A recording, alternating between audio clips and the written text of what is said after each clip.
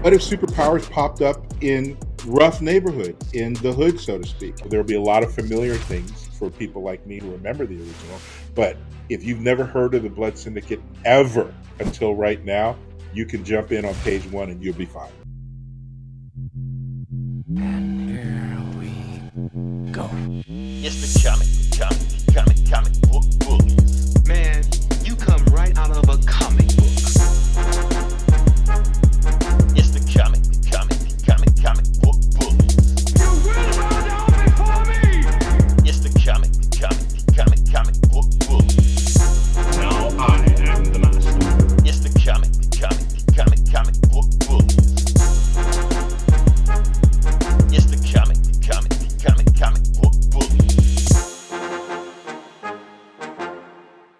Welcome back to the Comic Book Bullies with Nurse New Bully and your host Leroy, aka What Happens on Earth Stays on Earth, with my co-hosts.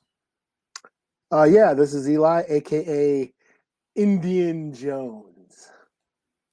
Not Indiana, Indiana. Yeah. Indiana. Okay, yeah, we're back with the episode. We're just gonna jump into it, and it seems like it's a light week because not much happened, but it's actually a full week for us because a bunch of stuff happened. And we're just gonna jump into it. We're just gonna just knock out these protocols. First, we want to start off with a passing that we want to talk about. Eli, I'm gonna let you do this one because I'm not too familiar with his work. We're gonna talk about Fred Ward. I want to just say rest in peace. Yeah, character actor Fred Ward. He was in Tremors. He was in did you ever see Time Rider? Old 80s flick where he's like not a BMX, like a motocross rider, goes back in time to the Old West. Never seen it? I have 80s not flick, Time Rider. seen it. I've never heard of it. Nope. Remo Williams. You ever see Remo Williams? That was him? I thought that was somebody else. That was Fred Ward. They tried to make him like an American James Bond. But that movie bombed, so they never made any sequel. Okay, I've heard of it. So that's something. And of course, Natives. He was in Thunderheart, one of our classic flicks. He's a white guy playing a native though, but still gets a pass. So like we ain't got that many movies, so Fred Ward gets a pass. I mean that sounds kind of problematic, but Well, it's fucking 30 years ago. What are you gonna do? That's all we have. Canceled. Like 2 movies, Thunderheart and Dances with Wolves. That's all we got. Right. He died yesterday. We're gonna cancel him right now. Yeah, but yeah. I mean, he's been in a bunch of flicks. I'm pretty sure you've seen him. But yeah, he's been in a few nerdy shit that especially Tremors. Horror fans know him from the Tremor movies, and so yeah, good journey, Mr. Ward. Yeah, I just want to say, and I also do want to talk about, like I said, the one movie I have seen him in was, like you said, Tremors. I would assume everybody watching this has seen Tremors. If you haven't, at least watch that first one. It's a Kevin Bacon movie, so whenever that Kevin Bacon game show pops up, that 7 Degrees of Kevin Bacon, boom, you got a movie. So yeah, but he was in it also, and Tremors is, like I said, an awesome movie, kind of horror B movie.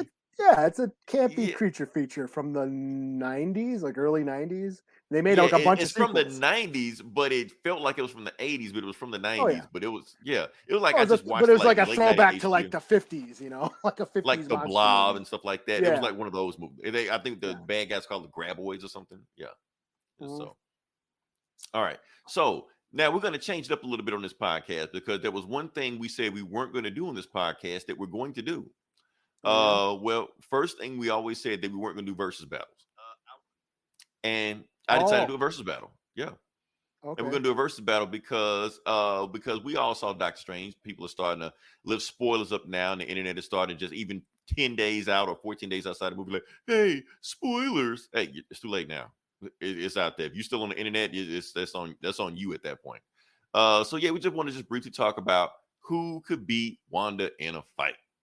That's the question. We want to beat Wanda in a fight because let me see. Yeah, we got there the Scarlet Witch. We got all these people. People didn't know how powerful she really was. Now they know, and so we just want to go down the list. Okay, who could beat her in a fight? Could it be Thanos? No, because she already kicked Thanos' ass. I mean, how many times she got to whip his ass? And this was before she got the Dark Hole buff. Could it be Superman? No, can't be Superman either. Why? Because if you listen to this podcast, you should know by now one of Superman's weaknesses, other than kryptonite, is magic. Wanda is all magic. Now, we're not saying that he hasn't beat magic people before, yeah, but this isn't Felix Faust. This is reality warping witch that can control minds and shit like that. So, who can beat Wanda? And I got a name that everybody keeps looking over, but it seems to be the obvious one. Batman. Batman can beat Wanda. With prep time, of course. But with prep time, he can beat Wanda. How can he beat Wanda? Because we have seen Batman. I thought this, I've been thinking about this all week. The reason because we know he can beat. Yeah, I'm gonna break it down because yes. Okay, so Wanda is a reality warping witch with childhood trauma that can read minds, that is batshit out of her mind. We've seen Batman handle this before. Boom. In the Justice League animated episode, where it was like one of the last episodes they have, where the Justice League fought this girl called Ace, who was pretty much the exact same thing. Reality warping witch, and I'm almost certain she was like a Scarlet Witch analog, but just like for DC's purposes. She wrecked everybody in Justice League. Everybody was like, there's nothing we can do. And Batman was like, I'll handle her. Batman walked in and talked her down. Why? Because Batman knows how to handle people with trauma. That's what he does. What did Doctor Strange do in that whole movie? He was making fun of her the whole time. Oh, you're not going to be on a lunchbox. She got sick of that shit and started wrecking people. We can handle your little witch. She started wrecking people like in Mom Jean's Barefoot. But Batman, on the other hand, understood what trauma looks like and handle her. So if you want to send somebody in to stop Wanda, send Batman.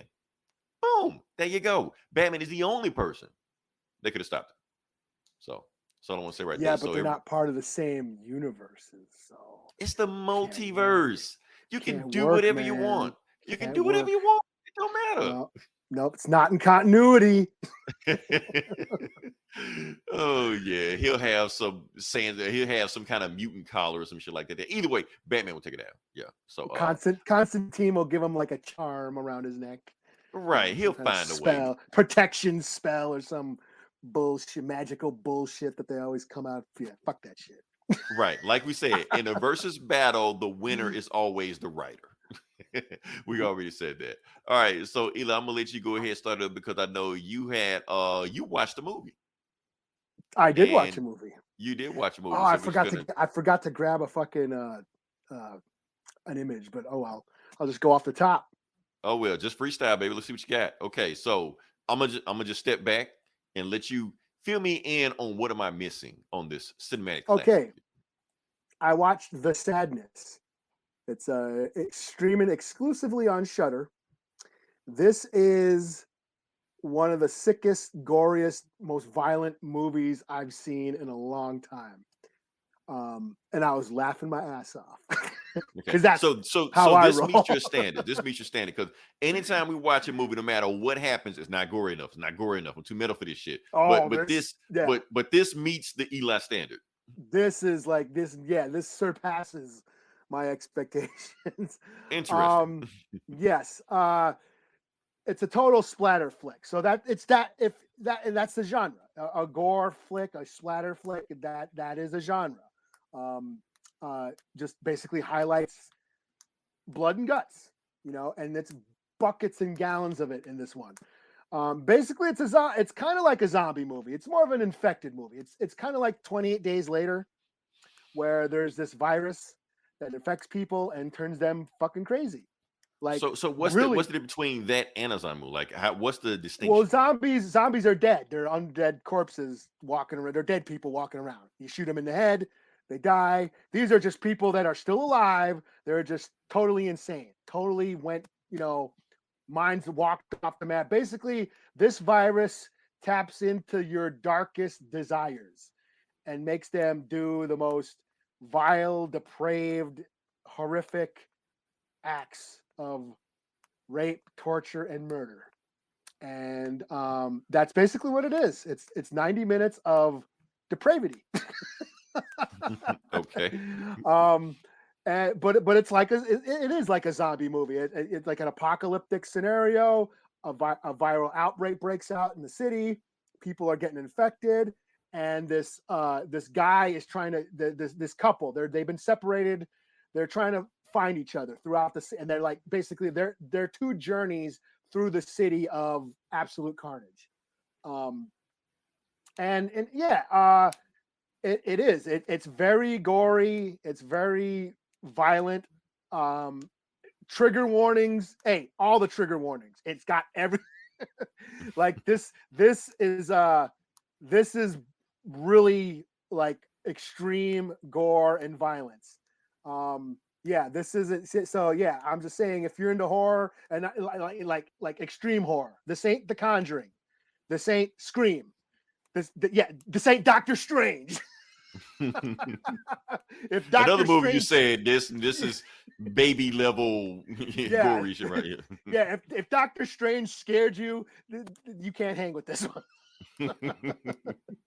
Yeah, like I said, it checks all the boxes of every trigger warning. It's yes, like I said, rape, torture, murder. It's all there. Yeah, very depraved, sick acts are being committed.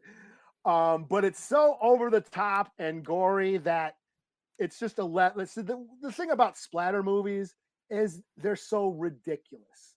They're so over the top and almost like cartoony that you just laugh. Like I love them because I just laugh at it.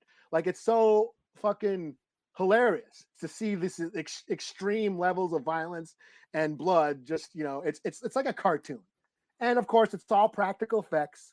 There's no CGI. It's all practical in camera, gallons of blood being just, washed all over everything.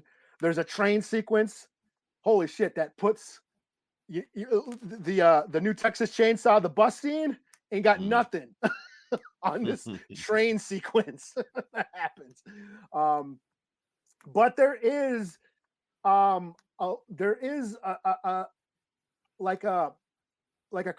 creep factor. Like it gets a little disturbing. There were moments where I generally winced. Like I said, oh shit. Like not only of the violence taking place, but also the nature. Like it's like I said, this virus taps into your darkest desires and makes you, and you're totally conscious through the whole thing. That's what I said. These aren't regulars these aren't undead walking corpses. These are people who are still alive, still retaining their memories, still them, retaining their intelligence as humans, but they can't control themselves. They're just, full of this virus that just makes them do very violent, depraved things. And it shows it. It shows it. It doesn't go as hard as some there's movies out there that are like beyond shocking and just basically are just shocking to be shocking. It you got an example? Like the Serbian film, it comes to mind. That's basically, it was definitely a mix of The Crazies and Wreck. Yes, Wreck. Okay, and the so Crazies. those are other examples you give. Okay. Yeah, but the storyline. The Crazies doesn't go, and Wreck for that matter, doesn't go as like hard as this movie. But the sadness isn't like, I wouldn't put it on the level of like a Serbian film or even Martyrs or something like that. But it is pretty extreme, so if you're into splatter flicks, you're into gore, check this out. I had a blast. Like I said, I was laughing my ass off. Yeah, like I said, it's one of the sickest flicks I've seen in a while. I heard, like I said, I heard about it through word of mouth, like last year. I think it was released last year in Taiwan. And it's just been like word of mouth. Oh, you got to watch. So it's like a foreign movie. Yeah, it's kind of okay. Yeah, yeah. So and it also, like all, definitely gore and vulgar. They push yes, they do. They push the boundaries. Like I said, trigger warning. If you are easily offended, if you are easily triggered, yeah, you might want to stay away from this one. Yes, the train scene and the hospital. Yes, there's spoilers. There's like a bloody orgy going on in the hospital. In a hospital. Okay. Like I said, it gets pretty sick, but it's so goofy and hilarious that I was laughing. Like I said, it's so over the top. But like all zombie flicks or these apocalyptic movies, they all have a tinge of social commentary, and this has it as well. This is a pandemic movie, and it totally makes a comment on what we're going through, what we've been through. You know, the doctors talking about how the government doesn't listen to them, how politicians sort of took advantage of what was going on during an election year and fed misinformation so they can get votes. There's all that going on. So it's like a that was kind violent of cool. Don't Look Up. I guess, yeah. Yeah. There's this one villain. Yeah. Like I said, it's definitely not for everybody. It's definitely for people like splatterheads. If you're into like extreme gore and splatter movies, this is if sin was a virus. It took a shot at the Me Too movement. I Yes, guess so. there's a scene on the train where this woman, like this guy, he like the villain. He's actually a pretty effective villain. This guy who's like in a suit, just a suit and tie guy on a train, hitting on the girl. And at first she's polite. Oh, hey, I'm gonna excuse me, I'm gonna continue reading my book. But he keeps talking and keeps talking and keeps bugging her. And she finally says, "Will you leave me alone? Do I have to accuse you of sexual harassment?" And then he goes on, "Oh, I can't even be polite without being accused of sexual harassment." And then he kind of makes that argument, and then of course shit goes south, and he becomes like a recurring villain through the movie. He gets infected, and he's like repeatedly chasing her throughout the movie. Oh, like Pepe, like a violent Pepe Le Pew. Okay. Yeah, basically. Yeah, there's some eye trauma that happens. Eye trauma. That's all I'm gonna say. I don't want to get us like flagged and kicked off. Yeah. So yeah, it was definitely, if you're into extreme horror, if you're into blood and guts and gore, check it out. It's definitely going to be, it's probably going to be on my best of list this year. I'm thinking, you know. The girl with the eye. Yes, I don't want to spoil that scene, but yeah. But yeah, check out The Sadness. If you're into horror flicks, if you're into extreme horror flicks, if you're into blood and guts and splatter, check out The Sadness. It will deliver. I want to ask you a question. Because they said that since this is a comic book podcast, they're saying that they're seeing elements from another comic. Oh, yes. Not that it's based on, but you know. Yeah, and actually, I guess I've heard the director was inspired by it. So Crossed, the comic by Garth Ennis and I can't remember who drew it, but that was a very controversial, violent comic about the same scenario. This virus takes over the earth and makes people go crazy and do very sick, depraved acts. He said, from what I've heard, the director was inspired by the comic, and there's elements of that. It's very similar to that comic book, Crossed. So check that out. It's I never finished it. I know I haven't read the whole series, but I have checked it out, and yes, it's very sick and twisted and violent like this movie. So yeah. Cool. All right. So before we move on, I guess I watched the movie also, but it's kind of fucked up saying it after what you just said. The Lost City. Oh yeah. I saw the Lost City this weekend. I just wanted to talk about it. It's on. I don't even know if I can follow it behind it and be honest with you, but I'm gonna try. All I'm gonna say, it's on Paramount Plus. It's a nice romantic comedy. You know, that's all. I say that to say this: no matter what kind of movie you see out there, between me and Eli, we have seen one or both of them, one or the other. We will go the gambit of the spectrum, regardless of that. Yeah, can we move on to the next part? Can we move on to the next part of the podcast? Well, did you like it? I don't even know if I can even say. I don't even know if I'm allowed to admit. I can say, is that a red flag if I say that I like the movie? Yes, I like the movie. Is it like an Indiana Jones movie or something, or like no? National It's Treasure like or Romancing the Stone. Oh, it's a romantic comedy. Well, that's cute. I like Romancing the Stone. I just feel like you just patting me on the head right now. You're like, there, Leroy. Good for you. That's cute. Bless your heart. I don't know what to do after that. Look, I like the movie. If you're into romantic comedies, if you're a fan of Romance in the Stone, you will enjoy this movie. You know, they had good chemistry together. Who's it? It's Sandra Bullock and Tatum Channing. Oh, okay. I was the gonna Magic say Mike guy. I was thinking of Mark Wahlberg, but he's in the other movie, the other Romancing the Stone movie or Indiana Jones movie. Any? Uncharted. Yeah. Uncharted, yeah. The other Romancing the Stone Okay. movie. I like this better than Uncharted. Oh man, let's move on before we lose every single one of our listeners. Okay. All right, so let's move on to the Vidja Gang section. Gonna see where we're gonna start off from there. First off, let's pat ourselves on the back. Let's self-plug ourselves for a second. Yeah. Because we don't do that enough on this podcast. We actually do a little bit too much of it on this podcast. Let's go with it anyway. All right. So what I want to do is thank everybody for following our stream the other day. Well, yeah, because we streamed on Outright Geekery. We were looking at, what was that? Streets of Rage 2. Okay, so we streamed Streets of Rage 2. Did it hit about 2,000 in a day or so like that? For us, that's pretty good. You know, we're not some big channel stuff like that. Stream got a lot of comments, stuff like that. And Eli, I want to also brag on myself for it because this shout out to you also for you liking it. This is the first time ever on Facebook I had a post with every single emotion on there. I'm proud of myself for that. I don't know why I'm proud of it, but I just am. It's almost like I felt like Thanos for a second, you know.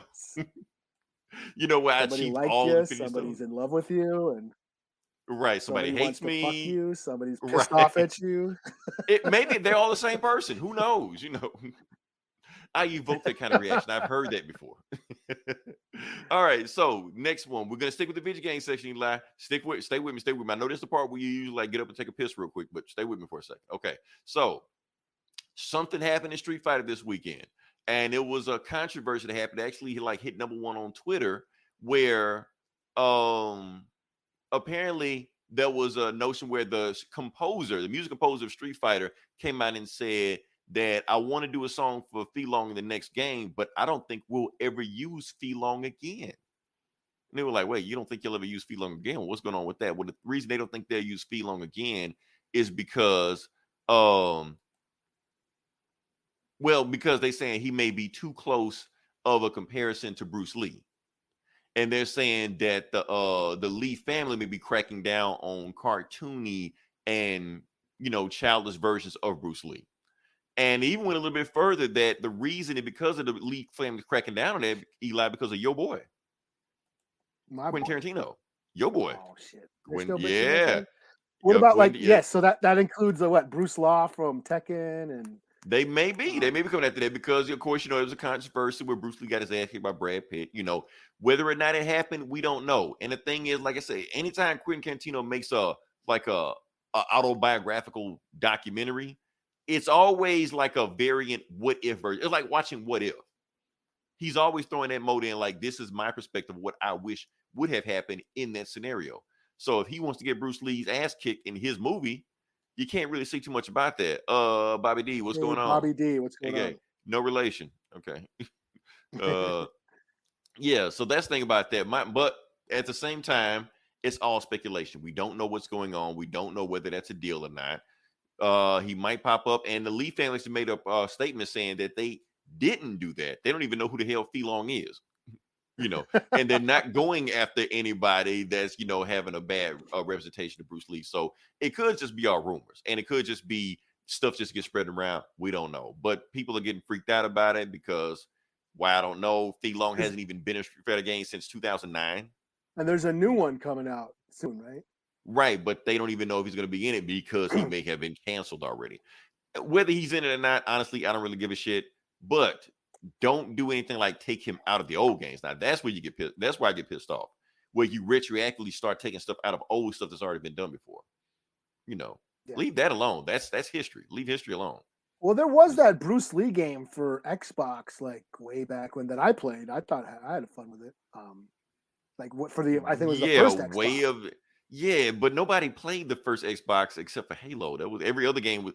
When I was gonna say Michael Jackson Moonwalker, that was Sega Genesis. There So wasn't many games on it. There was Halo right. and like a handful. I played that Buffy the Vampire Slayer game. I thought that was pretty cool. That was fun. And then there was that Bruce Lee game. And I think the Bruce Lee game was exclusive. I think it was just on that. So the only way to get it was on that one. So yeah. But he was cool on that game. He wasn't like cartoony, Yeah. getting his ass whooped or kicked like that. Wasn't, he looked like a badass, But yeah, that's so. Can we move on to the next part of it? I just wanted to bring it up just to briefly talk about that. Can we move on to the next part of the podcast? Okay, let's move Sure. on. All right. So, like I said, it's comic book bullies, but we talk about the comic books, and we're just gonna jump into it. And Eli, I'm gonna let you go wow. first. We're early. We're killing time. I mean, we had two movies, that's Splatterfest right. and I Romance in dropped the the other Stone. movie I was going to talk about, so I was like, "Yeah, man, let's go." Let's do it. So yeah, I'll let you go. What you got? Well, I'll do. What did I do? Let's see. I will do Jurassic League #1. You know what? I looked at that book and I was just like, I wonder if Eli's going to read that. I just have a feeling yeah. you were going to read that. Well, Daniel Warren Johnson. I am such a huge fan of Daniel Warren Johnson. However, he did not draw it. He is just the writer on this. Is that a shark? So they didn't have sharks. He's like a brontosaurus or something, super saurus or something. So Jurassic League. This is just what it sounds like. It's what if the Justice League were dinosaurs? And that's all it is. It's just stupid, campy fun. Basically, it takes place in prehistoric times where there's dinosaurs roaming the earth, and only there's superhero versions of those dinosaurs. There is I can't remember some of these names.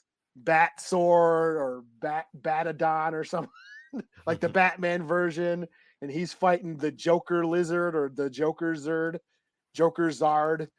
And of course the Joker's lizard killed the Bat Rex's or whatever his name, the Bat dinosaur's parents.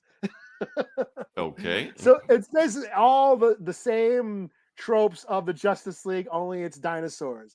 And it's really like I said, it's a really cartoony, fun, version of retelling of the Justice League. Yeah, the Black Mantisaurus, fighting the Aquaman. What's his name? Aqua Saur or Aquadon or something like that. The Aquaman version of a dinosaur, and of course, some human. They were humans.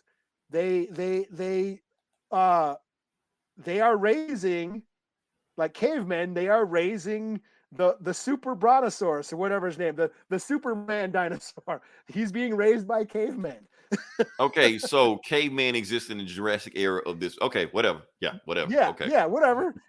The superhero dinosaur. I'm not gonna go into plot holes in a dinosaur Justice League book. So yeah, superhero dinosaurs. What the fuck? You can't have cavemen back in the Jurassic era. This is unrealistic. This is factually, this can never happen. Well, actually, I'm not going to.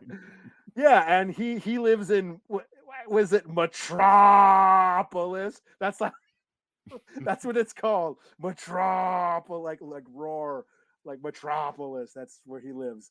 You have the Wonder Woman. What's her name? Triceratops or Trimascaria, and it's like all the Amazons are like Triceratops, Okay. And and she's riding a pterodactyl, and then she's a Triceratops riding a pterodactyl.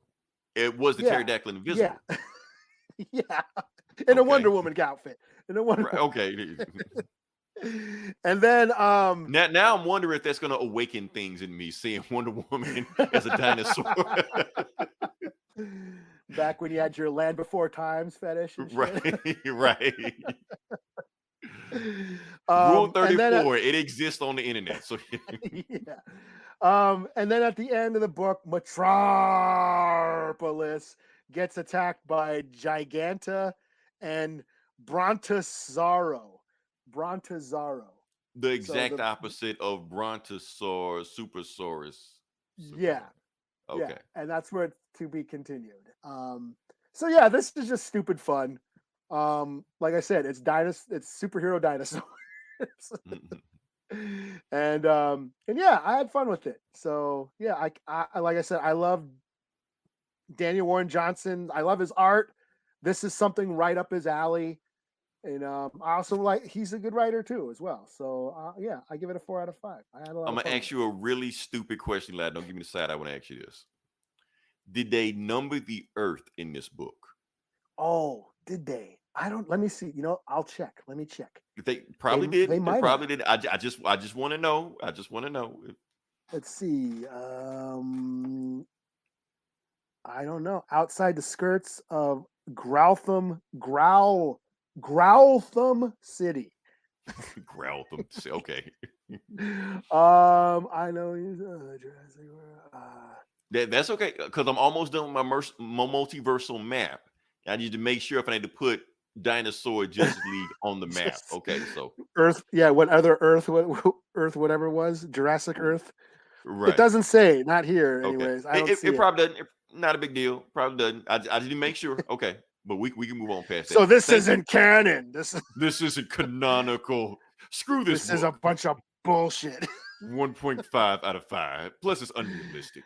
Super Sore. That's his name. Super. Oh yeah, it says it right there on the image. Super Sore. Supersaurus. Okay, yeah. Yeah. All right. So next book I'm gonna do. Okay. So like I said, last week we didn't get a chance to do free comic book day. But this week they actually released the free comic book days on the week of they came out. So I decided to go ahead and decide to review. I'm not gonna review all of them. I'm not gonna review most of them. I think I'm just gonna review one of them. One we need to talk about. What we're gonna do is the Avengers versus X-Men versus Eternals book. Eli, I'll be honest with you. After reading this book, it has piqued my interest. I didn't give a shit at first, but it piqued my interest. Yeah. I was like, that's actually a really good idea for a fight. So let's just go to it. Let's just see what we got. What do we got? Let's start here. I think we're gonna start here. We are gonna start here. Okay. So, like I said, we got Eternals versus X-Men versus Avengers, and Judgment Day is the name of the book where how it's starting off, and it's kind of giving us a prelude onto what to expect from Judgment Day. So, starting off, the book just starts off with just talking about the Eternals and the X-Men and the Avengers. Basically, just talk about the Eternals. Were agents of the space gods that came down here to make sure that the deviants don't get out of control. Okay, cool. You got the Avengers, the Earth's mightiest heroes that aren't the Eternals. The Eternals, like, okay, yeah, y'all are Earth's mightiest heroes, but you're not us, but you're cool. Even though Thor has kicked a couple of their asses before. And then they get to the X-Men. Now, the X-Men, that's a whole scenario. And they're going to go into detail. And they basically talk about 1,000,000 years into the future, 1,000,000 years BC. And we're looking at a blue monkey. And you got the BC Avengers. You got Odin. You got Druid, one of the Eternals. And you got Uranos. Not Uranus. Uranos. So there's no anus jokes in this review. So for those who don't know who Uranos is, he was the Eternals leader back in the BC million area. And he's Thanos' uncle. So, yeah. They see a blue monkey, they say this blue monkey is a problem. They're like, what's the problem with the monkey? Well, the monkey has telekinetic abilities. And if it was one monkey, it'd be cool. But it's like a whole species of them just chilling out there by themselves. Okay, so what's the problem with a thinky monkey that has powers? Okay, if a monkey can develop those powers like that, that's not a mutation. That's a deviant. Like, well, what's the difference? Because if you mutate too much, you're automatically clarified as a deviant. So what we need to do, we need to eliminate this whole tribe of monkeys. And Odin like, well, that's a little bit extreme, don't you think? You're like, look, we're not asking. We are genetically wired to destroy deviants when we see them. So if you got a problem, we're going to go to war. Do we have a problem? You're like, tell you what, tell Judy, give me a beer, and I just look the other way. Cool. And that's what happened. They just kill the monkeys. So Odin doesn't think it's a big deal while he's getting drunk, shit like that. We like, that might be a big deal later on. Anyway, we go to present day. We see a huge deviant wrecking, destroying the city and shit like that. The Avengers show up. Avengers assemble, blah, blah, blah, all the stuff like that. They show up and they can't put a dent in this thing. Like, what the hell is this? So not even all the Eternals show up. Just 2 Eternals show up. Icarus and Cersei. That's it. Just 2 of them. come in there, wreck this monster, dead, 2 seconds. It's like that's it. And Cap and Iron Man just like, hey, appreciate you, Cersei, coming in. She was like, thank you, but I honestly I don't like what we just did. It's just the thing that anytime we see a deviant, we go into like kill mode automatically because the space gods, the Celestials, genetically wired us like that. So we have no choice in the matter. Like you have a choice, we don't, you know. So we cut to Krakoa, and basically what happened is they resurrected Cyclops for some shit he did. Who cares? But they have an invisible Eternal on Krakoa that they don't know about to sneak past all their sensors. And he goes back to Drew and tell him, like, yeah, the X-Men, they figured out how to cheat death. They basically become Eternals. Like, and Drew's like, no, they're not Eternals. They're immortals at best. So what I need to do is find out whether or not these mutants are mutants or are they deviants. I need to know if there's a difference between them. And if I can't find the difference between them, well, we do what we do. You know, we basically go into kill mode on the X-Men. So that's the question. Are the X-Men deviants? Because if they are deviants, that's on site for the Eternals. That's what's going on with the fight right now. And that's pretty much the Avengers trying to stop the Eternals from killing the X-Men. You know, another story, Blade's daughter shows up. I want to talk about this story also, where Mary Jane, because like I said, the mutants have a virus, you know, basically giving cure for people with thing. And so we got Aunt May's aunt, Anna Watson, who actually predates her in the Spider-Man comics. She had dementia. She took the X-Men drugs, cured her dementia. She's like, yeah, I just want to be around here long enough to watch the end of Succession, you know, because Mary Jane is like an ambassador for Krakoa or something like that. So the gala is coming up, you know, that new Hellfire gala is coming up. And while it's coming up, oh yeah, that's pretty cool right here. There's a prediction of what happened in the fight. Magneto was fighting Captain America and wraps Captain America's shield around his head. I don't know what's gonna happen now, but that sounds pretty cool. So anyway, we cut to Mary Jane. She's putting Aunt Anna to bed, and then you hear a voice saying like that, I need your ticket to the Hellfire Gala. She's like, what are you talking about? You scream, I kill everybody in the house.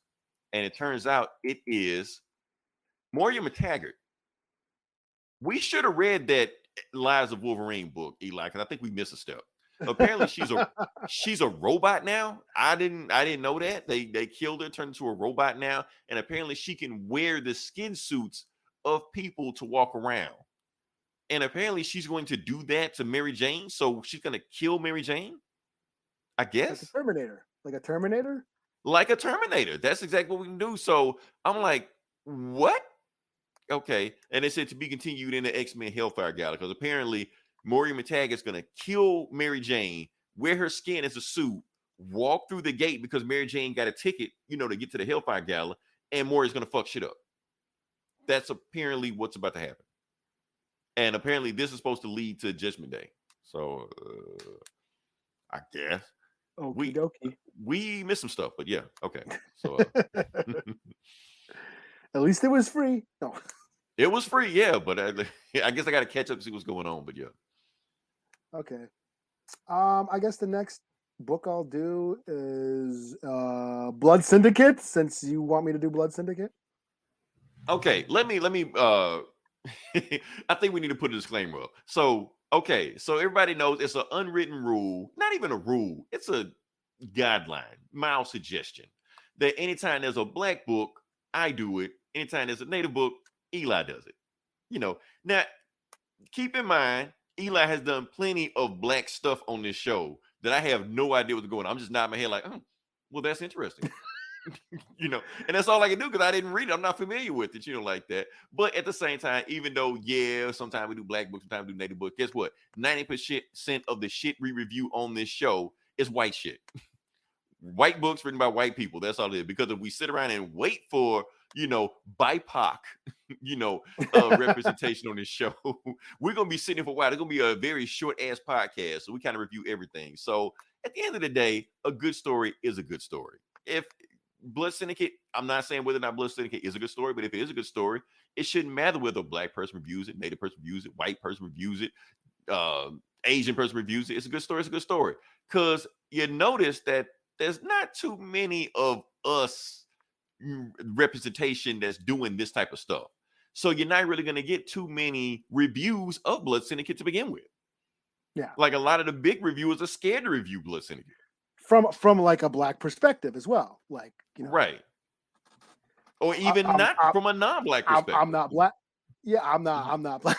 But hey, not in this book, but Blood Syndicate does have I was just about to say multiracial that. members. They have Puerto Right. Ricans and Asians and Latinos and yeah. So And Vietnamese and Chinese in the book. That's why I first learned that the Vietnamese and Chinese don't even like each other. I didn't know that was a thing, but that was in that book when I'm like back in the 90s. So yeah, educational. Comics can be educational. he was like, he was a Vietnamese superhero. Like, oh, you Chinese? I don't fuck with the Chinese. I'm like, oh, that's a thing. Okay. So anyway, I'm gonna let Eli tell me what black experience I'm missing from this book. Actually, I read the book, but I'm gonna let you. You did read it? I did read it, but yeah. Yeah, it's been a while since I've read Blood Syndicate. Like, I know they're all on DC now, or all that old Milestone stuff is on DC. I might have to go back and refresh. Well, here's the thing: this book is not on DC like Universe Infinite, because before all the Milestone books were coming free on their site. This one wasn't. So I actually sent a letter out like, what the hell? You know, I'm still. You mean this new book? The new book, yeah. Yeah. Oh, but the old stuff is still there. No, I'm saying like when we were doing like the new icon, the new static. Yeah. All that was day one. All they even the new books were free. Even the new book. I didn't pay for any of them. This is the first Milestone book I paid for. Oh yeah, they are. Yeah, I didn't even check because I have DCU. So, anyways, I bought it off of this. I bought it off of Comixology. So yeah, Blood Syndicate #1, another expanding of the new revamped Milestone universe. This is fitting in with the Icon and Rocket series, with the Static series. Is it hardware? Is there a hardware? I haven't read. If there's a hardware book, I'm not reading it. I've reviewed it, like all of them. So basically, this for those who don't know, Blood Syndicate is it's an old 90s title from the Milestone books. And this was basically about street gangs that with superpowers. And trying to protect the streets from, at first they're not. As I remember, they're still like doing crimes. Well, they're basically they're protecting their blocks from other gangs. That was the plot twist. That was the plot twist of the old book. Because they were led by Holocaust. Like Holocaust was the leader. And then it turns out like he was like, nah, I'm not trying to do any of that good shit. He was just trying to like, take over. Right. And Holocaust being like a big thing, like in like the 90s, and like when DC started taking the Milestone case in there, Holocaust came and be like, he was fighting everybody. He was fighting Superman, the Teen Titans. Like he just went nuts. Like he was a big breakout villain from Blood Syndicate. But yeah. And he's like front and center on this, even on the regular cover, he's like front and center. He's like the Darth Vader. He's got like the big Darth Vader. Yeah, because he was just a part of them, but it kind of turns out when people were reading the book, they were like, okay, this guy is cooler than everybody else. That's kind of why Holocaust kind of stood out, Well, and then they killed like Mac 10, or not Mac 10. Is it Mac 10 or Tech 9? Is it Tech 9? Yeah. I think Tech 9. Yeah, I'm thinking he died like right away. I remember. Mac 10 or Tech 9. Tech 9? Mac 10 was the rapper with Ice Cube. Well, I think there's a Tech 9 rapper too. Yes, there's a Tech 9 rapper. Now I think about it. He's dope. Go listen to his stuff. I like Tech 9 stuff. I like Tech 9 better than I like Mac 10. But didn't he die? Like he died like right away. Like he was like one of the coolest characters, and he like. No, I think that was DMZ died. I think DMZ died. Oh, DMZ? Oh shit! There was a dude named DMZ. Yeah, I think he died. It's been so long since I read those books. It's like that's what I'm have to go back and refresh because I have to go back. They were great books. They were great books, but yeah, it's just wild. Yeah. So, anyways, Blood Syndicate, the new revamped version. #1. Basically, we start out Tech 9. Is it Tech 9? and Y son. They don't really Are- say their names. They just Yeah. well, I mean, Anyway, yeah. they're in the war. They're in like the Persian Gulf. Basically it's a flashback where they're in the war. They're they were in the Middle East, and then they come back home to Dakota City. Is that what it's called? Mhm. And they're just kind of looking over the neighborhood and finding out what's going on. And it turns out Icon and Rocket basically been trying to clean up the streets and got all the, took all the drug dealers out, but there's still all the street gangs are still fighting for territory now. It kind of like made things kind of worse. It's like basically the Wild West now. Like, okay, all the drug dealers have been taken out, but now all the street gangs are trying to like fight for power. Because all the big guys, the Italians, like the Russians, since they clean up they have no control. So it's just like the local gangs taking over now. Yeah, now they're fighting for power on the streets, and they're all the shit's going on. It's very violent streets, and so that's all it is. It's them two kind of walking around the neighborhood, finding out what's going on. At one point, they run into Holocaust, and then a drive-by happens, which I kind of not that it's funny, but like, God, yeah, totally 90s. Like, who the fuck does drive-bys anymore? Right. Like, It's a throwback book. Yeah. Yeah. But yeah, the drive-by happens. Fade, what's his name? Fade takes him underground. Is Fade what? Who is no? See, I can't remember who. I can't remember who, because they don't say who is who. They just like you just like Yeah. we're supposed to know. How the I fuck said, we supposed to know that this? that dude could fade through shit. His name was Fade, right? And Y's son, he was the Muslim, right? Wasn't he a Muslim? Like, But he's like Afro-Latino in this book, though, isn't he? I don't know. I guess I don't know. Anyways, they go down Tech 9, like his power is he can like make guns and weapons out of thin air. And Now before it was just Tech 9s. It's just machine guns. Yes, machine guns. That was it. Or... Now he put like a rocket launcher or some shit like that. Wasn't he pulled like a rocket launcher out of thin air. Actually, I think his old power was like any gun he gets has unlimited ammo. I thought that was his power. Now he's just like fucking. Yeah, he just pulls a gun out of thin air. Like he Bloodsport from rocket launcher. Yeah, like just out of nowhere. Like that wasn't a thing, but whatever. It's a new universe. This is new continuity. Yeah. So do what you want. It's cool. And he blows up the car, and he's like the guy who's in the car is like Holocaust is, he's taking over or whatever. And then Fade ends up bringing him and Tech 9 down to the sewers, and they're like, "Yo, you got powers? Yo, you got powers?" Like, so that's kind of it. That's kind of where it ends. Like they're both discovering that they both have powers. Right, but so, I'm like, did they get their powers in the Big Bang? Are they bang babies? Or because it seemed like they was off the war when all this stuff went down, because they didn't know any about the stuff about Rocket and all these other heroes, stuff like that popping up. Oh, so the Big Bang happened while they were at war? That's according to them, yeah, because that war was like they had a flashback. It said a month ago, well, like years ago, a month ago. So I was like, so basically, when all that shit went down, the Big Bang and all stuff like that, they was at war at the time. That's when they came back. They didn't know any people. They didn't know Rocket, didn't know Icon, didn't know Static, didn't know anybody. So like, if you don't know anybody, how did you get your powers? Huh? I don't know. That's interesting. Because in the old book, in the 90s book, this book sucks. I'm just saying, I'm pretty sure they're going to explain that, but I'm just saying in the old book, they all got the powers at the same time. The Blood Syndicate, Static, all of them. When the Big Bang hit, boom, that's how they all got their powers. And Holocaust just started collecting people, stuff like that. But whatever. They'll explain it. I'm pretty sure they explained it. They left a hook open for a reason. So yeah. Yeah, I mean, as a number one. And that's the thing is, I know I'm familiar with the story, so I kind of know.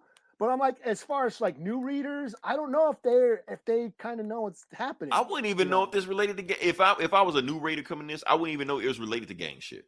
I would have thought it was just some war shit, because they mostly was in the Persian Gulf the whole time in the book. Yeah, because on the cover here, on this is the variant cover. We see Y's son. Who is the Muslim here? He's got the Muslim hat. That's why, son. But I That's don't why, know if we've son. met him already. That's the thing. Then you got Holocaust front and center. There's Tech 9 back there. And, What's and, her and they're name? changing Brick stuff in House? this book, Brick House. Yeah. I guess Yeah. that was the girl they met. Sarah. I guess the girl they met already. So yeah. Okay, so did she get her powers yet? Because she ends Or up did turning she- into the Thing, like a Thing type of character. Well, it seemed like she did turn into something because he said, Sarah, do something.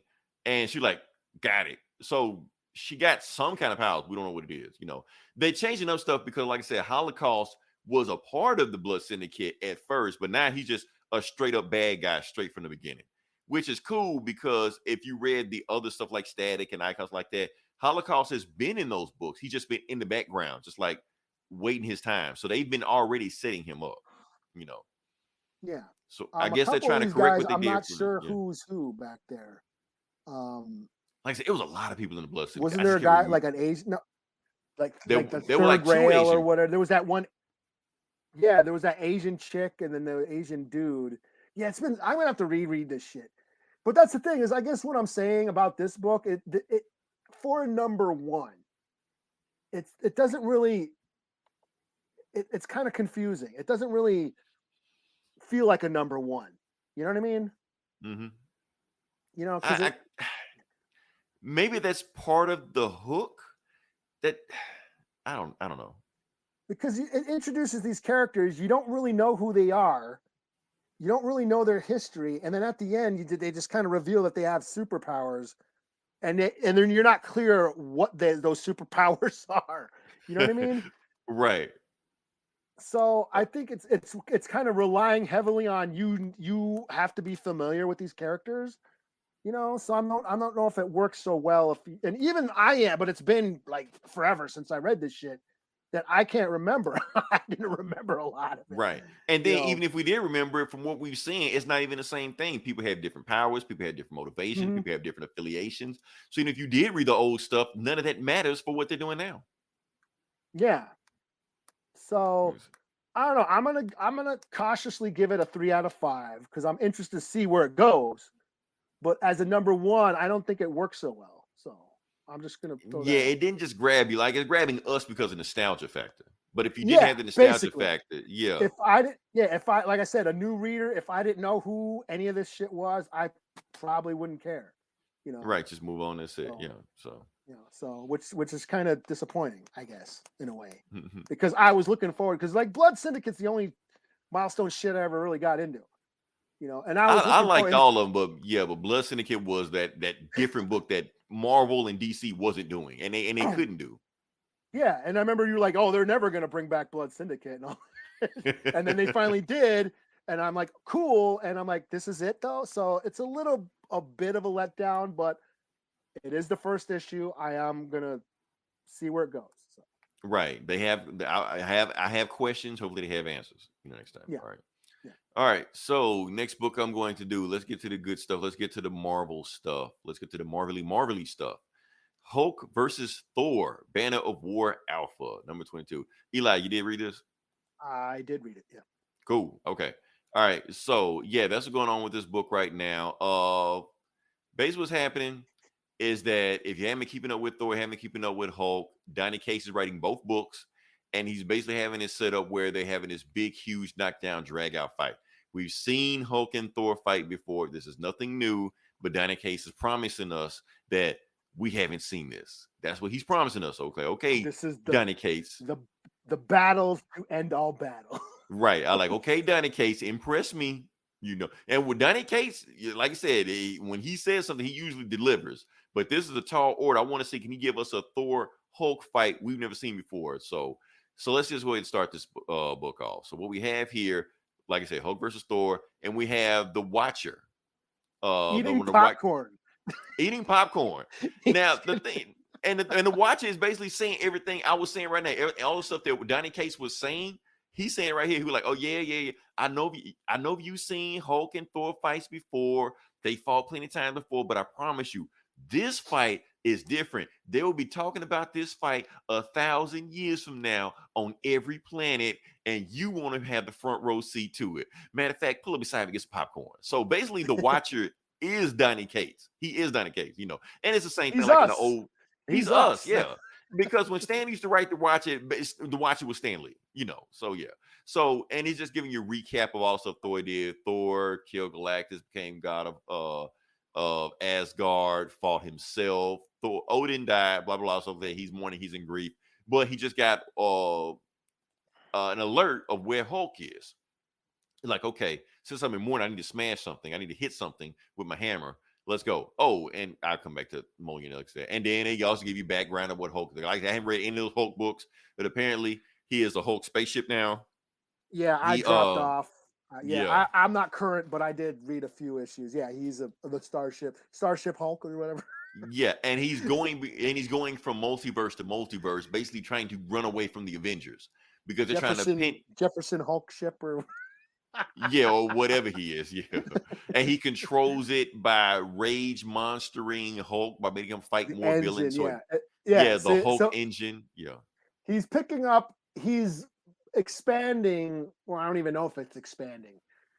More like simplifying what Al Ewing did in his run about the different personalities. The Hulk has all these different personalities. right. So Banner is the pilot. It's like the ego, Yes. super ego, that type shit. Yeah, yeah. Banner is the pilot. Savage Hulk is where he gets his strength from, and he's the engine.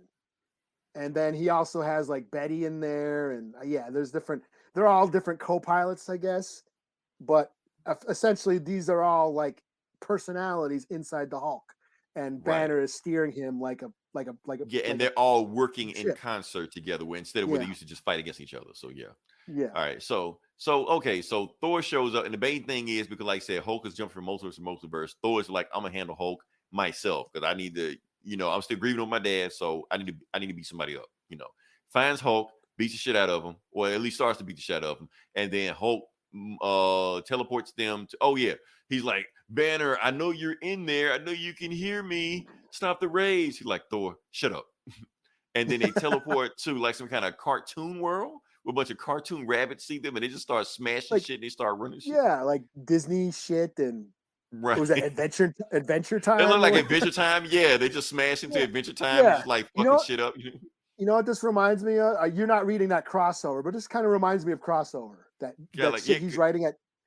Okay, Donny Cates is writing it. Yeah, he's writing that, and he's making all these. It's a big meta reference to comic book lore, to comic books. So this kind of feels like it's bleeding over. Crossover is bleeding over. It might even be that because, like I said, it's a crossover. So all right, so Hulk stands up. He's just like, I can hear you just fine, Thor. So he basically saying, I'm not some rage monster. It's me. It's Banner. You know. And I forgot to tell you, since Odin died, his soul is trapped in the Mjolnir. So Mjolnir talks to Thor. Only Thor can hear him. He's like, let me at him. Let me find him. You know, he was like, sure. And Betty is talking to Banner. She's like, you need to stop this, Bruce. You can't do this. Like, shut the hell up. So they're just talking to each other. And they're looking at each other like, who you talking to? Who you talking to? They're like, okay, yeah, this is weird. Like, you want to go back to beating shit at each other? Yeah, cool. Okay. So they just go back to beating shit at each other. They're like, yeah, this is better. So they start fighting more like it, and they're like, okay, we can't keep fighting this cartoon world. We're gonna kill everybody in this cartoon world. We're destroying shit. So he tells ladies, this is Adventure Time. I can tell. So she was like, okay, look, power up the Hulk engine some more, and he's like beating up Iron Fist. Fuck it, why not? You know.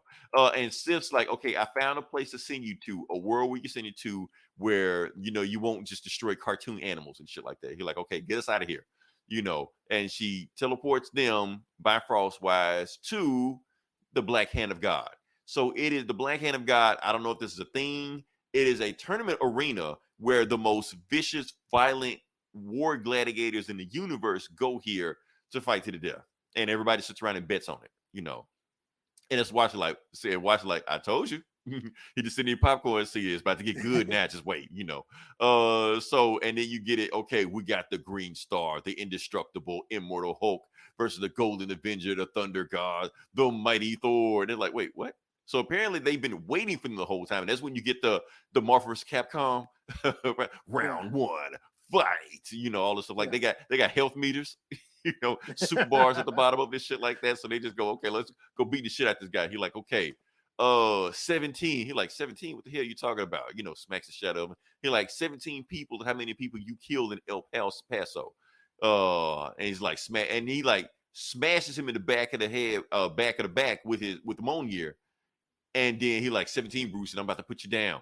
So he smashes him again and leaves Monier on his back. He's like, look, the Avengers have been trying to deal with you for years. They always trying to cage the beast. They're always trying to send the beast off, stuff like that.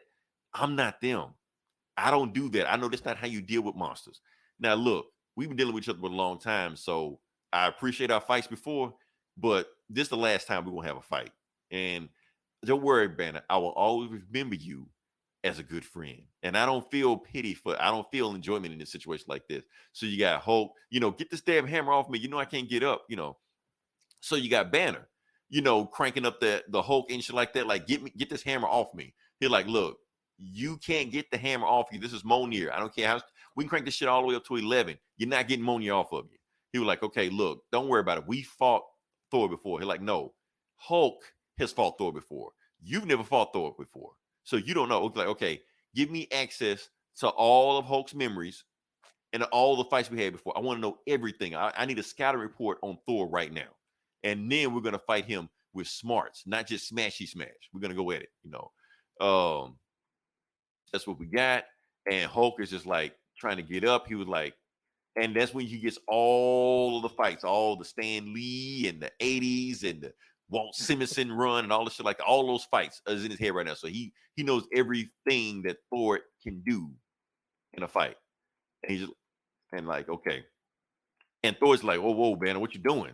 And Banner and Hulk is just like, gets up. And he gets up through Monier. Guts spilling out everything. Guts just everywhere. He's like, oh shit. You're like, and he's like, he just stands up. He's like, Thor, pick up your hammer. They're like, Thor's like, okay, well, the fight's still going. So he grabs Monier through Hulk's stomach, guts and everything. He's like, okay, now let's continue to fight. And they just keep fighting and shit like that, just going to war at it, just like smash. You're like, yeah, let's Hulk smash. I'm still smashed. That's I'm on brand, And Watcher just does like a Jim from The Office take right at the camera. You're like, I told you. Meanwhile, he like, get the hell off me. And Monier in Odin's body is like, look, let me handle this. And he flies off and he basically builds up speed. Hulk's like, what you gonna do? Shoot me with thunder? You think that's gonna kill me? They're like, that's not thunder.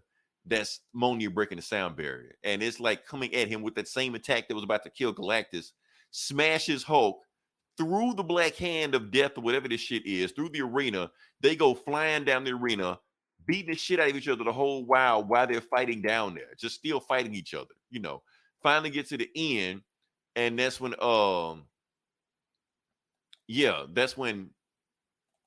what was I was gonna say? Odin's like, look, none of this shit is working. Let me handle this. Monier is like, let me handle this. I can take Hulk out. You're like, okay, dude, cool, do what you do. So he just let Monier go, and Monier flies right into, well, not right in, but right at Hulk's head, smashes him right in the head, and takes him out. So Banner is knocked out of his control center. And when he's knocked out of the control center, that's when he looks up. He's like, uh-oh. Odin is inside Hulk's head, control center, engine room, whatever. Whatever. Odin is there. So yeah, I have a question because I have not been reading the Thor run. Okay. Is Odin inside Mjolnir? Odin's soul is inside Mjolnir. Okay. So basically, when Odin died, his body passed to Mjolnir. Okay. So yeah, so nobody can understand Thor. I mean, nobody can hear him except Thor. So it's like Mjolnir is talking. Yeah. So yeah. So it's like his spirit or whatever came out of the hammer and is now in Hulk's head because the hammer went through Hulk's head. Right. So that's the thing. So now I get it. I kind of understand it. I know where he's going with it. So like I said, Donny Cates liver. This is more Donny Cates wackiness, craziness. What you expect, Just in time for summer. This is our summer blockbuster. This is our summer blockbuster. Get your popcorn, sit next to the Watcher while he breaks the fourth wall. Look at it. So yeah, and I agree with you. This is a different fight. I've never seen a Hulk Thor fight like this. I've seen them fight plenty of times, Not like this. So yeah. Yeah. And that's what the Hulk is. Hulk is a summer blockbuster, you know. And yeah, this is the epitome of superhero battles. It's always Hulk versus Thor. Who wins? Hulk versus Thor. So we've been for all our lives. Who will win? Hulk versus Thor. Hulk versus Thor. Yes, we've seen And it most of the before. time they stop the fights because Yeah. if they keep fighting, they're going to destroy everything. Like just Yeah. destroy New York and shit like this. Like, oh, Doctor Strange, let me just teleport their ass away from here. You know. Yeah. Yeah. Because Thor's not going to stop. He's just going to keep coming. You know? Yeah.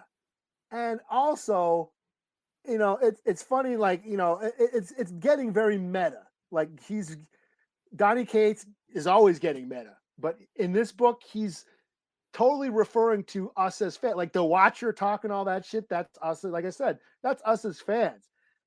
When it comes down to it, that's all we really give a shit about. Why do we Right. keep reading these comic books all our life? We're all these old fuckers still reading these fucking superhero comics. Why? Because we want to know who's gonna win and what fucking. It's all about what superhero kicks whose superhero's ass.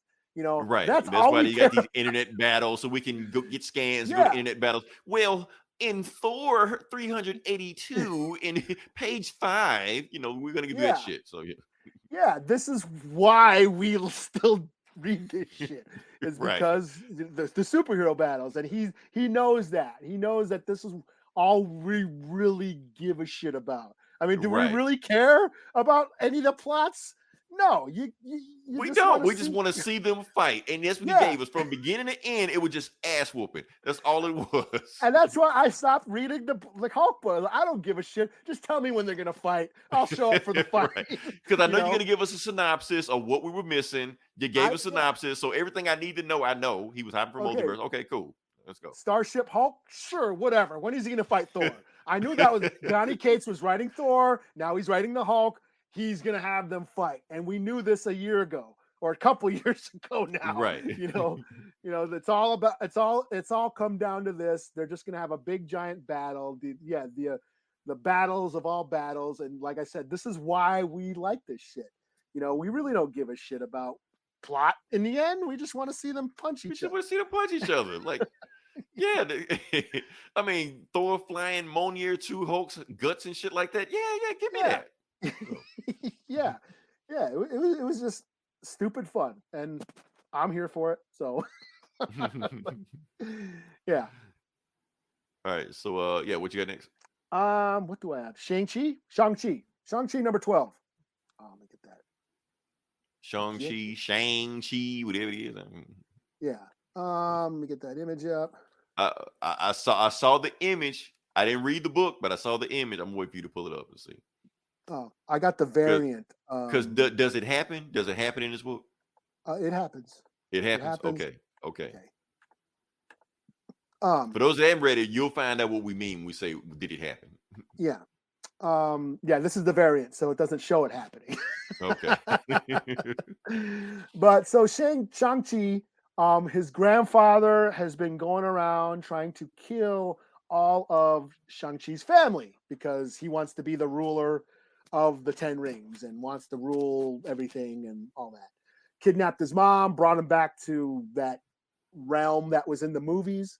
Tallow. Yeah. Kal-El, had those monsters chasing after everybody who had his bloodline, all his brothers and sisters. They all went back to that Kal-El to face him off. And this is the final battle. Basically, it just, this is the final standoff. It's all, this is issue 12. It's all come down to this. And Shang-Chi finally gets a hold of the 10 rings. And he starts whipping his grandfather's ass, like beating the holy shit out of his grandfather, like just slapping the shit out of him.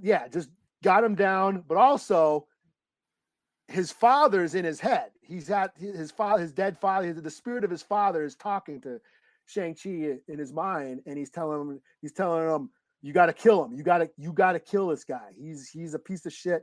Kill this motherfucker. And Shang-Chi is like, I can't. I don't want to end up like you. I don't want these rings to turn me into a tyrannical asshole like it did you and him. Like he was training, like his father was training him to be. So Yeah, I that's not me. That's not who I am. It's like, you stupid fucker. He's like, you little dumb little spoiled little shit. You soft bastard. And I can't believe you're my son. Like, all this shit's going on. Like, Shang-Chi's dad is pissed off. And while he's sitting there like froze and not in doubt and not attacking, the grandfather ends up counterattacking and like basically knocks a big old bowl, like a cave in the cave, and all this rubble falls on Shang-Chi. And then his grandfather takes the rings from him. Oh shit. Okay. Yeah. Where are his brothers and sisters? Are they like on the other side of the cave or something? Oh, they're with them. Okay. They're with them. They all get caved in. And he's like, what the hell? So he gets the rings from Shang-Chi. He's like, what the hell? There's only 6 of them. There should be 10 of them. But oh well, whatever. Jumps on his monster, goes off to goes back to Chinatown, New York, and starts wreaking havoc. Meanwhile, the Jade Emperor, the god of that realm, is like, hey, your asshole grandfather took the 10 rings, and he's trying to destroy the world. You guys better go get him. So Shang-Chi, who's got 4 of them, he only took 6 of them. He's still got 4 of them left. They chase him to Chinatown, have a big old battle, beating the shit out of each other. Finally, Shang-Chi, of course, beats the shit out of his grandfather, takes the 10 rings back, goes all Super Saiyan, and just beats the shit out of everybody, or beats the shit out of his grandfather and all his followers. And then Lou. There? No, I gotta find out what happened in the end. Are you there? Yeah, you blinked out for a second. It was like, and then I'm like, what the fuck happened? I want to happen. Oh, yeah. So they bring the grandfather back to the realm, and where he's being judged by the Jade Emperor, and the Jade Emperor shows him mercy, and basically lets him all the brothers and sisters. It kind of resolves itself after that. All the brothers and sisters go back to their respective houses, the House of Daggers, the House of Staff, the 5 Weapon Society, and Shang-Chi's just on his own at the end. He doesn't take over a house because he's in control of the house also. Yeah, he's still the leader of the 5 Weapon Society, but everybody goes back to their houses. His mom stays in that spirit realm. All his brothers and sisters go back to their respective houses, and he's just kind of on his own. But then the rings at the end, kind of form, and they're basically calling to him, and basically, hey, this is your destiny or whatever. And that's where it ends. And the next story arc is going to be Shang-Chi and the 10 Rings, number 1. Oh, it's a new book. It's going to be a new book, new series, a new arc. Yeah, a new story arc. So, Okay. So yeah, I've been digging on this. We've been following this book for a couple years now. And yeah, it's a lot of fun. The writer, what's his name? The Jean Lun Yang, he totally knows like Hong Kong, martial arts movies and all those references to, and also this lore and mythology and shit. And also this book leans heavily into Asian culture. Now, yeah, last I checked, nobody on this podcast is Asian. But guess what? We still like the book. So it didn't have to be, oh, I can't review this because it's this. No. We still like the book, and there's still stuff to learn about, because at the end of the day, a good book is a good book. Yeah. That's all. And if you're a fan of like martial arts movies, old Hong Kong cinema, wuxia films and that sort of those, or even old Chinese mythology. Yes, Chinese fairy tales. This is totally borrowing from that. And it's just a lot of fun. It's been a lot of fun, and it's cool. Like, and again, back to diversity, when you get that perspective, a writer who knows the culture, you get cool shit like this. And the difference. Yeah. There's a difference between this and the shit they were doing with Shang-Chi in the 70s, where they drew him yellow. Fu Manchu ain't in this book. Right. You can tell the difference. So yeah. So yeah, another 4 out of 5. I'm still with it. I still look forward to the next. If it's a new book, I might need to start that back up and jump into it also. So yeah. All right. So book I got. I think this is my last book. I'll tally it up and see. Okay. So Yeah, we're gonna do Superman, Son of Kal-El, number 1. Oh, I Okay. screwed it up. You know what, Eli? I was gonna read this until you told me to read it, but I'm glad you told me to read it. I was like, oh shit, it was a good book. All right, so yeah, so we're gonna do Superman, Son of Kal-El. Let me just jump into that one. Okay, so where we left off in the book last time is Batman shows up, and Batman tells John, Son of Kal-El, that his boyfriend may be a spy. He may be dirty, maybe evil, so you need to handle that. You called it. You called it. Yeah. But now we're going to get into it and see exactly what's going on and see whether or not it's a thing. So, like I said, we're going to get to the book. And when it starts off, we see, go a little bit later, and Jay has been calling John, but John has been ghosting him. For those who don't know what ghosting is, that's when when somebody is emailing you, texting you, calling you, and you just been ignoring them.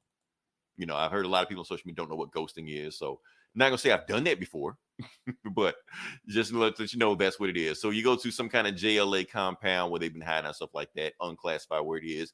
And John does something that nobody in the DC has done before or is scared to do.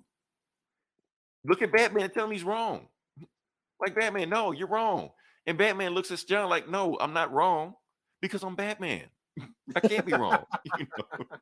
He's just like, your boyfriend is a violent extremist. You're like, you're a violent extremist. So he like getting hostile at Batman for telling this shit. Like, look, I understand you're mad at me, but you were young, you're emotional, you letting your emotions get the best of you. I've already can tell you're easily manipulated. He was like, look, I don't need your protection. You're like, no, I'm not protecting you. I'm protecting people from you because you're the most powerful person on the planet. So you need to start acting like it. So, Batman's acting like, the stern uncle, and, John looked like, man, I really want to take his head off, but it's Batman. So I'm gonna just leave.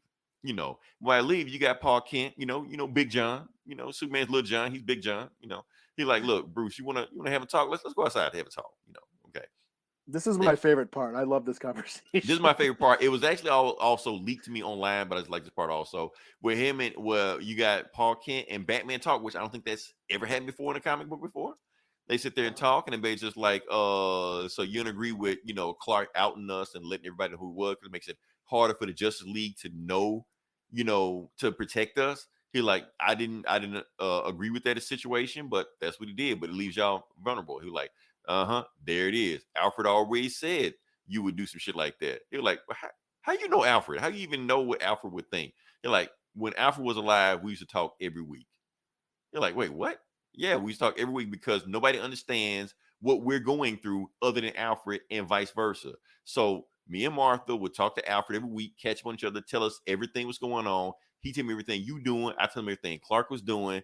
And because we're the only people that could talk. He was like, I didn't know you and Alfred talk. He's like, see, you don't know everything, Batman. He was like, man, that was my best friend. So we didn't even know. Is this a retcon? Yes, a retcon. Do I care? No, because it's an awesome retcon. So yeah, John Kent and Alfred were like good friends, stuff like that. And he was just like, look, so yeah, so maybe Jonathan is making a bad decision, but it's his decision to make. It's not yours because yes, you're Batman. You don't trust anybody, but Jonathan needs to learn this stuff, and plus people make bad decisions when they're in love. I mean, hell, weren't you about to marry Catwoman? You're like, yeah. And isn't Damian's mother an assassin? Yeah. That's like that internet clip that's on Outright Geeky right now. She's a fucking assassin. No, she's ass having, whatever it was he said. But yeah, he like, and plus out of all the people, me and Martha done the dumbest shit than anybody. We took a space baby that crashed from Earth and raised him. Like, who does stuff like that? But we did it and we loved him, And plus Batman, who knows more about raising Superman? Me or you? So yeah. So he was like, and he's basically telling them, like, don't worry, Jonathan knows how to use his powers. He's actually overcautiously using his powers, but don't worry, he'll get to the bottom of it. It may hurt him, he may hurt himself, but he'll find out what's going on. So he talks to Nightwing. Basically, he wants to talk Nightwing about Batman. He's like, if anybody can handle Batman, Nightwing can do it. And Nightwing's like, look, I'm handling some ninjas right now, and the place is on fire. But yeah, if you want to help me out, Superman, go ahead. And Superman shows up like 2 seconds, take everything out, wraps up everybody, and still being. He's like, look, I gotta talk to you. Batman. He like, what has he done now? He was like, he telling me not to trust Jay. What do you know about Jay? He's like, look, I did some digging, but I didn't find anything. But at the same time, I'm not Batman. So Batman knows this shit more than I do. you know. But at the same time, Batman doesn't trust people. I'm not gonna tell you what happened to him, but as a kid, some fucked up shit happened to him where he doesn't trust people anymore. You know, he might get that looked at, but that's the thing. But yeah, but I did some digging. Damien did some digging. We don't know anything about this guy. And Jonathan's just like, well, should I investigate? He was like, that's what Batman would do, but what would Superman do? Oh, you think I should talk to him? Yeah, go talk to him. Okay, just talk to your boyfriend. So he shows up, and he just shows up. He just straight up asks him. He was like, "Man, can we talk?" You're like, I don't like that conversation. He's like, I just need to straight up ask you, are you a terrorist? You're like, whew, thank goodness. I thought you were about to break up with me. You're like, no, I'm not a terrorist, but I already know what Batman is, and I understand that's why Batman don't like me. Batman is talking about the revolutionaries. You're like, yeah, that's exactly what Batman was talking about. Okay, let me tell you who the revolutionaries are. I was basically kidnapped by the Gamoran scientists. They tortured me. They gave me superpowers. They turned me into a weapon. And we tried to escape on a fugitive boat. But when they tried to rescue us, this revolutionaries came and saved us. Now, the revolutionaries are a little extreme. They killed everybody on that boat, but that's what they do. So if you want to call them terrorists, technically, yeah, they are terrorists, but they still saved us. You know. And yeah, that's the thing. But guess what? What you know about them is that they all the Gamoran people have like bombs inside of their heads, and they're being controlled by people. So Jonathan didn't know that. He's like, wait a minute. I left one of the Gamorans in the Justice League home base. I need to go talk to him right now to see what's going on. So meanwhile, in the Hall of Justice, he goes to the Hall of Justice, talk to the Flash, and they got the name of the guy. I think his name Inferno, Incendiary, whatever his name is. He turns into fire. So they got him hostage, and he like, if you want to go see him, he's in the next room. Like, no, I don't want to see him. I don't want him to see me. I'm gonna use my X-ray vision to zoom in, and yep, there it is. He's got a bomb in his head, and somebody's controlling him. So we need to find a way to get that bomb out of his head. So how do we do that without him seeing us? He was like, John, meet the Atom. The Atom can shrink down, get in there, get the bomb out, and didn't never know he was even there. Like, interesting. So which Atom is this? I don't know. Is it Ray Palmer? Is it Brian? I don't know. It's an Atom. So he sneaks into his room, shrinks down to his ear, sneaks in to get the bomb out. And as soon as he even gets ready to touch the bomb, President Bendix realizes that somebody's tampering with the bomb. So he's just like, uh-oh.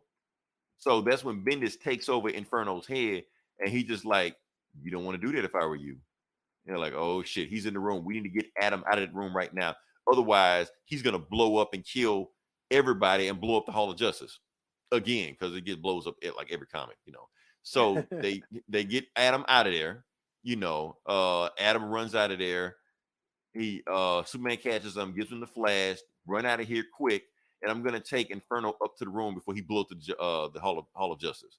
So he takes him to the roof, blows him out, and yeah, so that's the thing. So he's got him in there, but he's still got that bomb in his head. Saying, and Bendis is telling him, like, blow him up right now, kill everybody. So John does a trick where he uses X-ray vision, heat vision, some other shit, basically microsurgery the bomb out of his head. Now Clark did this shit in one of those old comics also. So it's a thing Superman has done before, you know. And anyway, he's free, so he has his own mind back. Inferno is a regular person now. Hugs John, thank you for saving me, and that's it. So Bendix is pissed. He's like, Luthor, time for phase 2. He was like, phase 2 already? He's like, yes, do it now.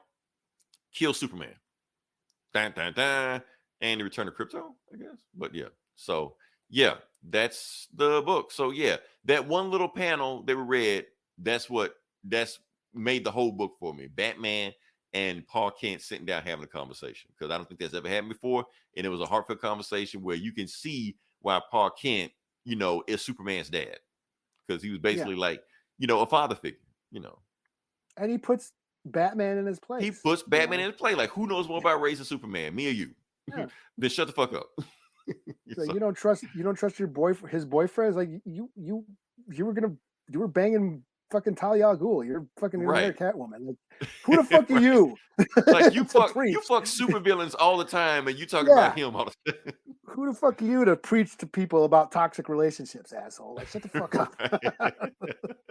So yeah, I love it, man. I love it. That was a good. I'm glad that Tom Taylor brought Jonathan Kent back because I remember he was dead like 5 years ago and they brought him back. So yeah, so whatever. Yeah. I think I'm booked out. What you got? Well, the only ones that I had left were the free comic book shit. Okay. So yeah, I mean, it's cool that they released these online because I went to Free Comic Book Day last week, and the store I went to, which is one of the bigger stores in the Twin Cities here in Minnesota, they hardly had anything. They had like 3 books. They had. You got to get there early. No, this was like all they had. It's like, and the place was packed. All they had was that Final Crisis or whatever it was called, the one that you read, where the Justice League gets killed. All those. Oh, I supervillains was come. gonna review that, but it was just sad, and the Just League did. I'm like, I don't review that shit. You know. Yeah, but I got it, but I'm not gonna review it. But yeah. Yeah, it was that book though. It was that first book you read. It was a copy of that. It was like Crypto or whatever, the superhero pets or whatever. I saw that. I was like, nah. Yeah. And then some other DC superhero, teeny bopper superhero book they were doing. But the ones that I wanted, the Ninja Turtles ones that I checked out. So they're relaunching a new series with new writers. And it's Tom Waltz and Sophie Campbell. They're basically taking over the I guess the Ninja Turtles now from Are they renumbering it, or are they just gonna keep going? I don't know, but it's I guess the Armageddon game. But basically, I think it takes place in the future, kind of what we were reading in Last Ronin or whatever, or a variation of that universe. But this basically mirrors Ninja Turtles #1, the old school one from Mirage Studios. So you get like the 4 turtles. They're fighting, instead of fighting the gang, they're fighting some fascist police force, and it's basically the same. It's a variation of the same narration that you hear Leonardo did from the old #1. So it's like 10 pages of that, and then you get 10 pages of Ninja Turtles #1 from back in '84. So then you get to compare. What? Okay. Yeah, you get to compare, and it's like you can see how it was like the same thing, only they're back. The introduction to the Turtles, they're fighting that street gang, they kick ass, all that stuff. So yeah, it was pretty cool, and I actually might check it out just to see this new line of turtle stories. Over the years, I've dipped in and out of the IDW run. It's been a little hit or miss for me, but this seems like they're really taking it back to that old, the old school stuff. So I might check it out. And then the other free comic book that I got was the Stranger Things. Now I'm a huge Stranger Things fans. The new season starts like in a few weeks. I've actually been binge watching the show again. This week I've been I had COVID this week, so I was like quarantined. I couldn't go anywhere, so I was like watching all this shit. So I've been rewatching Stranger Things. And I gotta say, the first season still really holds up really well. It's before it got huge. It was just very minimal and basic, and really followed the relationships. It really got into the characters, and before it got huge. Then it became huge. So season 2 and 3, Netflix pumped all the money, and it became these big epic, giant set pieces and stuff. But the first season, it's very like contained and really focuses on plot and story and characters. And I was really getting into it again. So the Stranger Things Free Comic Book Day book, basically the kids are at a drive-in, and they're watching these stupid horror flicks. They're having a conversation like, why do you watch this shit? Why is it because it's stupid? It's fun. It's I basically why do people watch horror movies? It's a cathartic release, whatever. It's how we deal with shit. Especially, why do you watch this? Especially when you've fought real monsters before. Why do you, why? How can you watch this shit when you've dealt with this in real life. And he's just like, well, I don't want the real life trauma to ruin what I love. And I thought that was really cool. You know, like, you know, we deal with trauma, real life trauma through art, through music, through comics or whatever. It helps us cope with it. You know, so I thought that was really cool. And of course, there's a scene where 11 freaks out, where she thinks the monsters are coming, but it's actually dudes playing pranks, and she kind of gets all, you know, kind of loses it for a second, and they're like, "Oh, you're okay. It's just a prank." Like, okay, cool. Well, let's go watch these dumb horror flicks that you like, and it's at a drive-in. So I thought it was a really cute little 10-page, you know, story. You know, setting up for the new season. So yeah, I dug on it. So when is the new season? Like in a couple weeks, season 4. So I'm stoked. I'm excited. I've been, like I said, I've been rewatching the show again. So yeah, I'm stoked. So yeah, and that's all I got. I'm booked out. Cool. Like I said, we made it through another week. Don't know what's going to happen next week, but we will follow up and come up with something. Just going to do a quick music review real quick and just move on. The Kendrick Lamar album dropped. Everybody's loving it. Everybody's going crazy over it. But there's one song that jumps out at me that I heard. And it's that, I think it's the song where he's arguing with his girl. I can't remember the name of the song. But it's very, very, very similar to RZA's Domestic Violence. I know a lot of people haven't heard that song, but it is a very awesome song. It's basically the same thing. RZA's arguing with his girl. And it's a better song at that. So listen to him. I'm telling you, the RZA song is an awesome song. Go back and listen to that song. Listen to it. Compare it to the Kendrick Lamar, because I know everybody loves Kendrick Lamar. He can do no wrong. His shit doesn't stink and stuff like that. But that concept, it's way too similar. So everybody stop what you're doing. Listen to. Matter of fact, I'm throwing it in. It's gonna be the end of the song. Yeah. Well, Domestic violence will be the end of the song. Yeah. Yeah. He always sort of throws back to old school shit. I mean, I know but normally old school shit that people know. Nobody knows that Domestic Violence song. Yeah, but I'm just saying. I think I'm not a huge Kendrick fan, but I dig that he's sort of carrying messages from like KRS-One and Public Enemy, and now RZA. You know, right. You know, it's just because it's very few people that know that song, but people that know that song. You know. Yeah. So it's just like you know. Yeah, us old motherfuckers know this shit, but like the new kids, like I see like on YouTube, this is my first time listening to Wu-Tang. My reaction, I'm like, really? Yeah, like, okay, you look like you're fucking 16 years old. So yeah, I get it. Yeah. you ever seen those kids? You ever seen them kids try to use a Walkman? Oh yeah. That shit's gonna make you feel old. They're looking at it. They just hold the Walkman to their ear, and they put the tape, and they're like, "What do you do? What do you do with this? Do you talk to it? Play music?" You're like, "No, it don't work like that." Yeah. Oh yeah. All right, but yeah, we'll follow up next week with something else. Until then, this is Leroy. This is Eli. We'll talk to you guys next week. Same bullet time, same bullet channel. You ain't shit. Your daddy ain't shit. Your brother ain't shit. Your money ain't shit. Your lab ain't shit. Your rings ain't shit. Your gear ain't shit. Your shoes ain't shit. Your picks ain't shit. Nigga, your whips ain't shit. Bobby, you ain't shit. Nigga, I'm the shit. You ain't shit. Your daddy ain't shit. Your brother ain't shit. Your money ain't shit. Your lab ain't shit. Your rings ain't shit. Your gear ain't shit. Your shoes ain't shit. Your kicks ain't shit. Your whips ain't shit. Bobby, you ain't shit. Nigga, I'm the shit. You ain't shit. Your daddy ain't shit. Your brother ain't shit. Your money ain't shit. Your lab ain't shit. Bobby, you ain't shit. Your rings ain't shit. Your gear ain't shit. Your shoes ain't shit. Your kicks ain't shit. Your whips ain't shit. Nigga, I'm the shit. You ain't shit. Your daddy ain't shit. Your brother ain't shit. Your money ain't shit. Your lab ain't shit. Your rings ain't shit. Your gear ain't shit. Your shoes ain't shit. Your kicks ain't shit. Your whips ain't shit. Nigga, I'm the shit. What the fuck y'all birds talking about? Get the fuck out my house. Fuck, grab you by your hair and slap dick to your mouth. Bob Digi, yeah, you know who is he? Girl, I fucking slave trade your ass like Kizzy, Kente. Well, wait, fuck you, motherfucker. You wish you could fuck. Bitch, all you could do is dick suck. Your ass can't fuck, that's why your wife Fuck your that. monkey You ass. don't cook, you don't clean, or press my jeans. You don't scrub or wash clothes, or buy food or make any cream in this bitch. You don't read to the seas. All you do is watch TV and smoke weed. Get your nails done and feet scrubbed and hair weave. Sleep all day, eat game weight, can't breathe. Talk about you gon' leave, then bitch leave. What the fuck you waiting for? Hit the door, ain't taking this shit no more.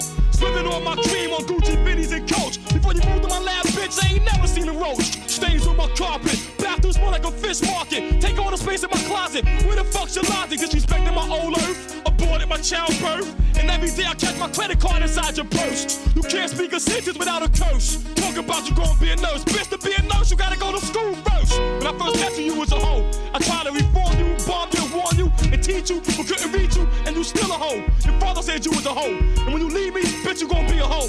Cellulite and gargoyle feet. I'd rather beat my meat than raggy ass pussy a starving dog wouldn't eat.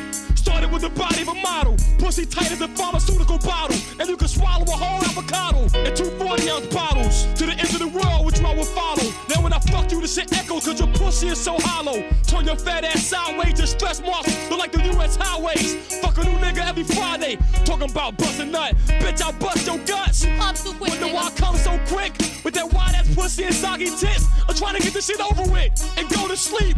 But when I'm with my real freak on the weekend, baby, we fuck for 2.5 hours to 3. You better study the 1 to 14 knowledge culture degree about MGT and GCC. Cause you ain't shit, and your mother ain't shit, and your sister ain't shit, and your pussy ain't shit, that weave ain't shit, your ass ain't shit, girl, you ain't shit, your daddy ain't shit. Yo, get this fucking phone. Yeah, get the motherfucking phone. Quit motherfuckers in that fucking business. Who the fuck up? I pull a motherfucking cord out the motherfucking socket. I'm sick of this shit, motherfucker. Get the fuck out. I'm throwing all the shit on the motherfucking table right now. I'm sick of this shit. Yo, get your shit out the fucking line. I know you motherfucking lease too, nigga. I don't give a fuck. Fuck that shit. You get the fuck out there. Let all these motherfuckers sleep in the fucking living room. My seat's ready for this motherfucker. These niggas dirty motherfucking socks and shit. Fuck you. Fucking dirty fucking toilet seats and shit. My seat's got